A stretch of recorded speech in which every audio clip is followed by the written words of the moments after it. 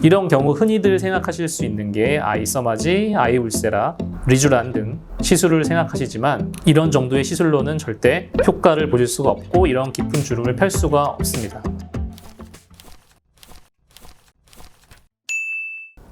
안녕하십니까 여러분, 배병기 원장입니다. 오늘은 제가 눈가 주름에 대한 이야기를 해보려고 합니다.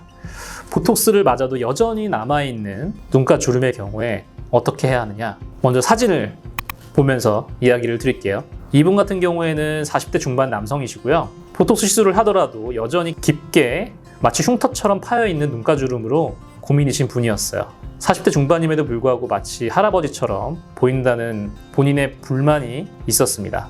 이렇게 깊은 주름이 생긴 이유는 마치 여러 번 접힌 종이는 쫙쫙 펴도 접힌 자국이 남아있는 것처럼 표정 근육에 의해서 피부가 여러 번 접혀서 보톡스로 아무리 표정 근육의 움직임을 멈추더라도 여전히 피부가 접힌 자국이 남아있기 때문인데요. 이런 경우 흔히들 생각하실 수 있는 게 아이서마지, 아이울세라, 리쥬란 등 시술을 생각하시지만 이런 정도의 시술로는 절대 효과를 보실 수가 없고 이런 깊은 주름을 펼 수가 없습니다. 이런 경우에는 이렇게 깊게 파인 주름에 아주 정교하게 히알루론산 필러 시술을 꼭 하셔야 돼요. 근데 보통 이런 분들에게 제가 필러 이야기를 들으면 필러에 대한 거부감이 있으시다고, 필러는 싫다고 말씀하시는 분들이 굉장히 많습니다. 제가 이런 분들에게 꼭 드리는 말씀이 있는데, 제가 시술하려는 필러는 환자분들이 생각하시는 흔히 볼륨을 주는 빵빵하게 만드는 그런 필러가 아니고 굉장히 물 같은 필러라고 말씀을 드려요. 예를 들면 주비덤의 경우에는 울트라 XC, 벨로테로의 경우에는 벨로테로 소프트, 이런 등의 여러 가지 필러 중에서 가장 묽은 필러를 사용하게 됩니다.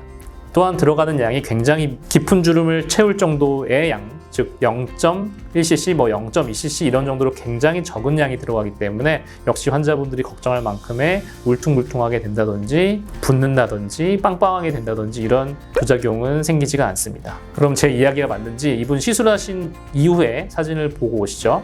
이분의 경우에는 제가 주비덤의 울트라 XC를 사용했고요. 한 번의 치료를 했습니다. 시술 이후 지금 한 1년 정도가 경과되었는데요. 계속 잘 유지가 되고 있고요. 이런 분들의 경우에는 필러 시술을 하게 되면 보톡스 시술을 꼭 3, 4개월마다 하지 않더라도 보톡스의 효과도 굉장히 오래 지속되게 되고요.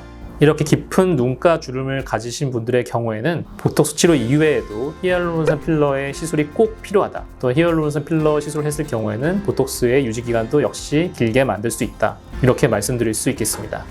오늘 제 영상이 눈가 주름으로 고민하시는 분들에게 많은 도움이 되었으면 좋겠습니다.